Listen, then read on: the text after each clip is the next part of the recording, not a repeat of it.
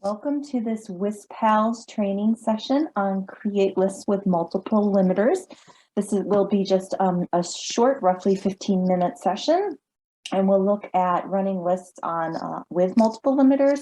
We'll also look a little bit at exporting data and some general usage and management of using the save searches, save exports, and so forth. So let's go ahead and get started. The first thing that you want to do, of course, is look for an empty field. Preferably look at the max records. Make sure that whatever you're looking at will fit in one of those fields. If you're not sure, scroll down towards the bottom and select one of the larger ones. I think the list that I'm going to be running is going to be relatively small, so where I'm at right here on 39 will be perfect. The first thing that I'm going to do is you of course come to create lists with an idea of the things that you want to look at. So in this case, I'm going to be looking at I want to be able to find records that will show me a specific library, and it will also look at the pub date because I want to look at items that are older and that have a subject, one or two subject headings. So the first thing I'm going to do is I'm just going to name it real quick. And the store record type, because I'm going to look at physical record or physical items within the library, I'm going to select item. All right, so we selected item, and then the next thing we want to look at is the range. And we're going to leave that. That's the default. And what that means is whatever we've selected up here, whatever we're storing the record type as, that's what it's searching on. So we selected item. So the start means it's going to start looking at all of the items from the very first one that's in the system to the last one that has been created and cataloged. From there, we're going to jump down to this first line and enter in our limiters. And as I mentioned before, I want to search on a couple of different things. The first one, I'm going to select at the item level. So I'm going to select item. In the field I'm going to look at is item agency, and the condition will be equal to, and I'm going to select Marine Park. So I'm going to add another line. And I am going to look at publication date because I want to look at items that are older. So as we know, the publication date is listed in the bibliographic record, so we need to select that as the type. And now I could select just the actual pub information, so the pub line. But because I want to look at specific dates, and I know that in the MARC record, that the pub date is in the 260 subfield C section, I am going to actually select a specific MARC field. So you can select MARC tag, and then once you tap out of that, you'll get a field or a box that will pop up. And here you can actually put in a very specific MARC field. So I'm going to put 260 and then a pipe and then C for subfield C. I'll click OK. And then for the condition, we can do less than, let's try less than or equal to. We'll select that, and then we'll throw a year in there, so 2018. I'm going to add another line because now, as I mentioned before, I want to look at some specific subject headings. So I'm going to, again, add bibliographic record for type because the subject headers, the subjects are listed in the bibliographic record. And so we'll do subject.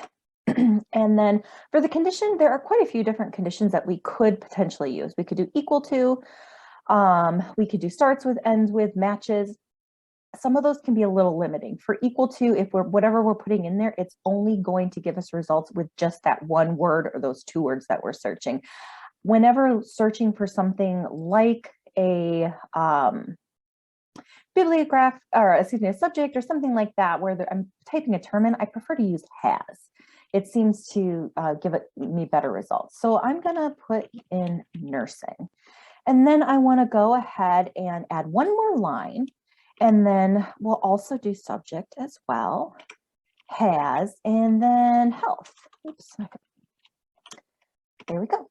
And now, if I were just to search on this is actually going to be pretty limiting, and I probably wouldn't get many results, if any. Because what this is showing me right now is it's saying, give me any results that has the item agency is equal to Marine Park, the mark tag 260, the publication date is less than 2018, the bibliographic subject has nursing, and it has health. But that's not actually what I want. What I want is these records that have nursing or health. So I'm going to do one thing. I'm going to change this operator to or. And the other thing that I'm going to do is I am going to group these two things together.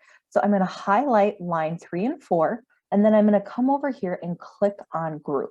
And you see that when I did that, I got a little parentheses here and here, noting that I grouped these two things together. Now, what that's going to show me is that I am, or what I'm telling the system is that I am searching for any item or any record that has the item agency equal to Marine Park, has the pub date as 2018, and has the subject of nursing, or the item has agency of Marine Park, a pub date of 2018 or less, and the subject of health. So by separating these two out and putting that or in there, we're going to get results of both nursing and health with those two limiters attached. So now we're going to go ahead and hit search. And whenever you run a list that has a lot of different limiters, or you're searching with quite a few things in it, it can take Sierra a little bit. So I already actually put that exact list in there, and I'm going to go ahead and take a look at that now, just to make sure that the what the results are what I was looking for.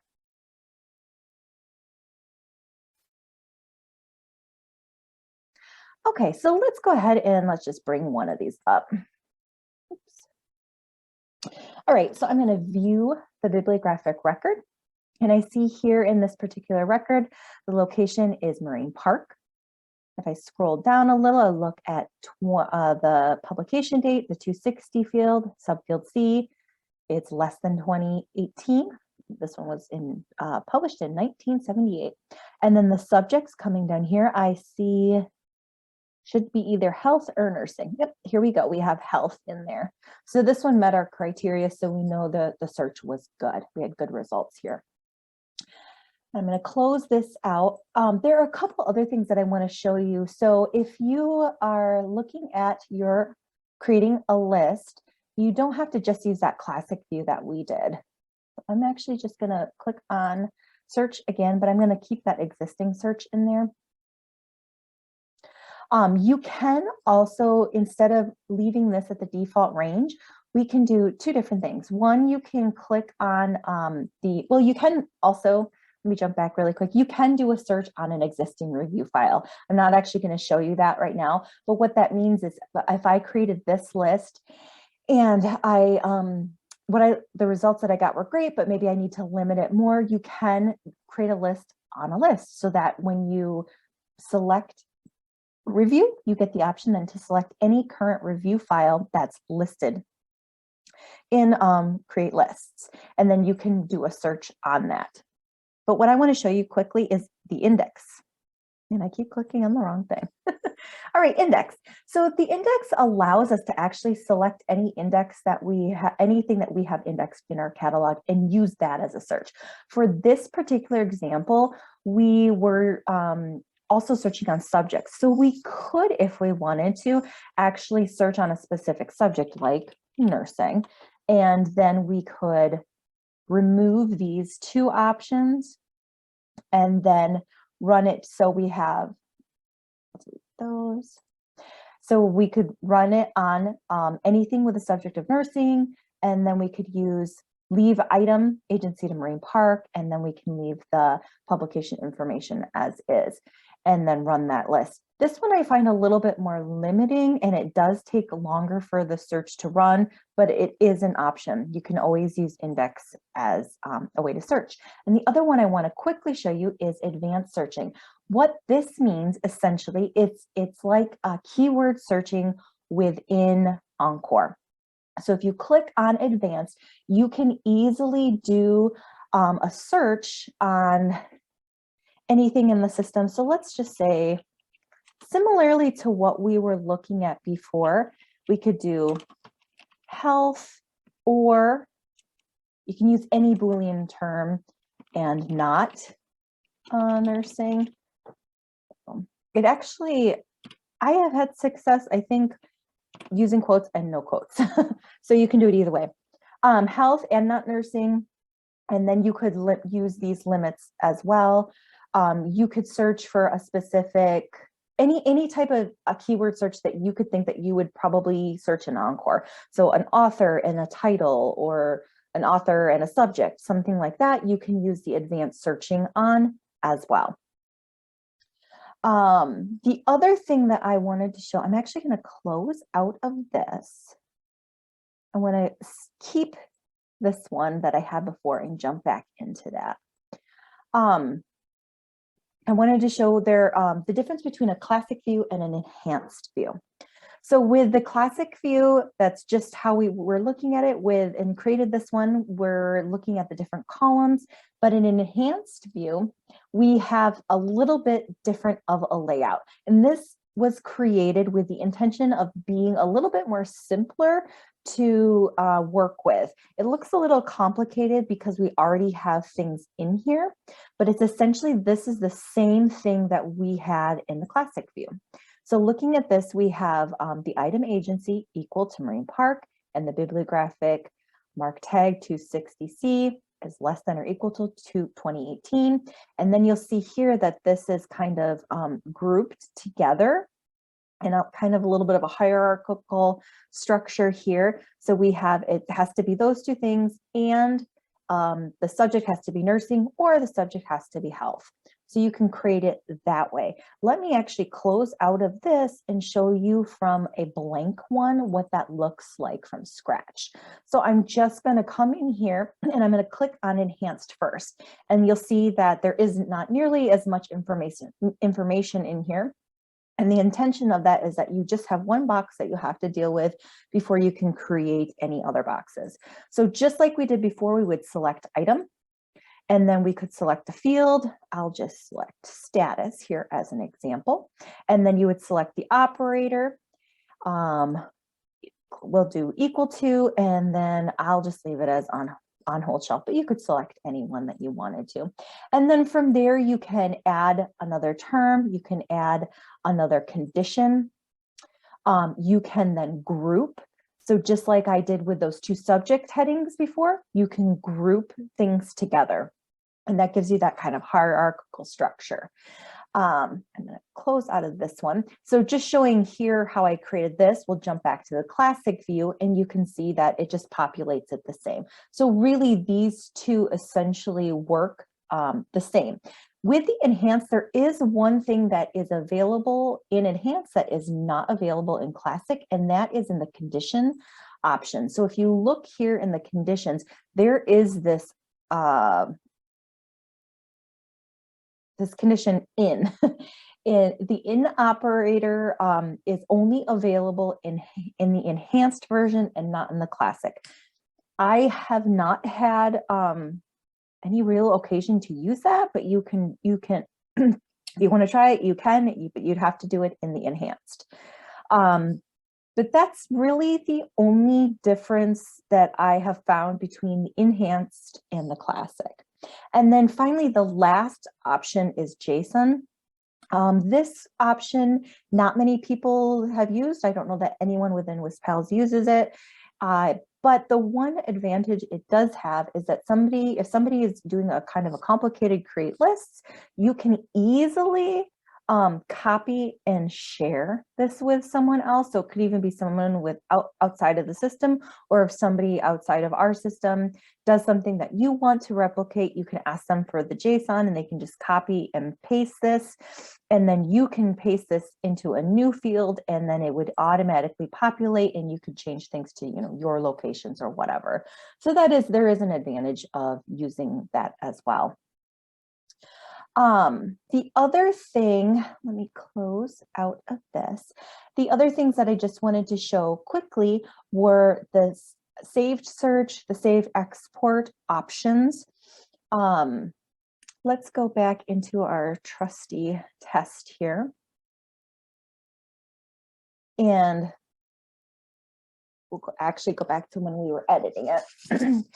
So if you're creating a list, and this is something maybe you know you're going to run a lot, it may be a little bit complicated, but maybe you want to save it because then next time you go in, you can just change the date or you can just change the subjects and so forth.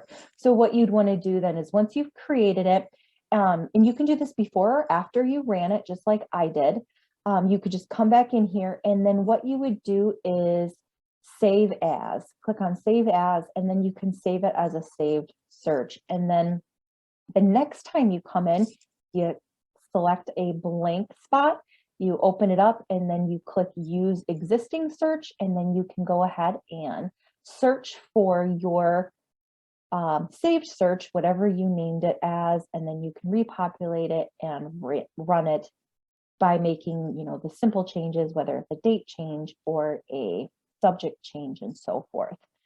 The other thing that you can do is change the, save the export. So a lot of times just creating a list of something here is great, but maybe what are you going to do with it? Is it something that you need to be able to look more closely at the data? And exporting is the best way to do that. And so what you can do is highlight the list that you just ran, and then click on export. And I've already exported this previously, so it's pre-populated. But if there's nothing listed here, I might want to click on apply saved export. And the one that I have right now is just called WILS item list. And the reason you might want to create an saved export is because it can be a little cumbersome when you are exporting data, because as you can see, the system doesn't just export a whole record. It actually requires you to select really specific things and fields from the record types. And the way or the options that you get depend on the type of or how you saved the record. So this particular one, we saved it as an item. So think about what's related to an item in the system. The item is attached to a bibliographic record. It might be attached to a patron if it's checked out and so forth. So the options for us to export will be whatever is closely related to that specific record. So it's an item, we can have item option fields from the item, fields from the bibliographic record, fields from a patron record if it's checked out. So once we have that, then the default for the delimiter is always a comma, and I always change that to just a pipe. And the reason I do that is if I have a field like a title that I'm exporting or a name like the author, those typically have or sometimes have commas in them. And so I want to make sure that I'm using something as a delimiter that isn't going to be found within one of the fields that I'm exporting.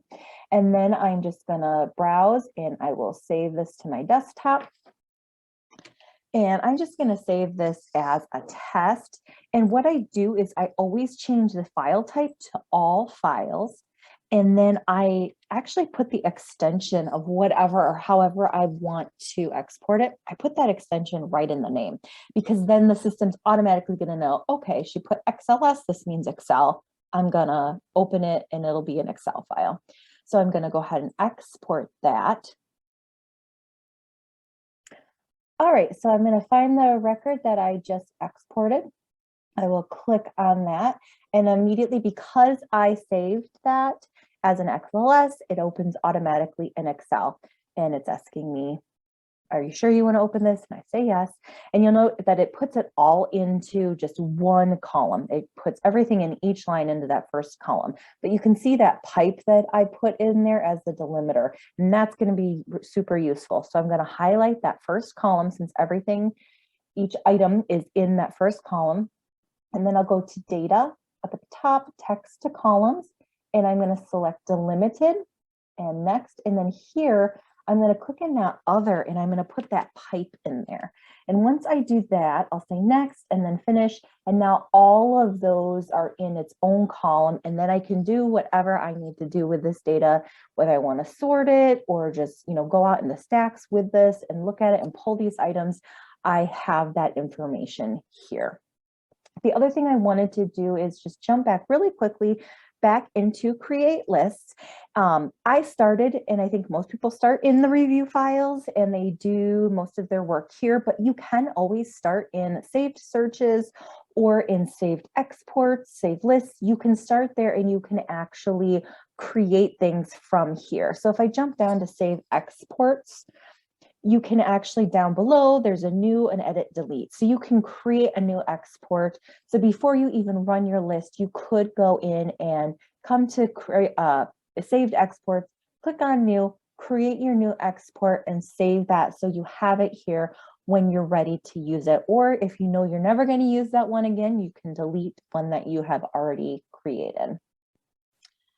All right, well, that is all I wanted to go over today, just looking at the different limiters that are available, the different options we have when creating lists, and then also looking at some of the saved options, the searches, the exports, and then actually exporting an item. So hopefully this was helpful and you learned something new. Have a great rest of your day.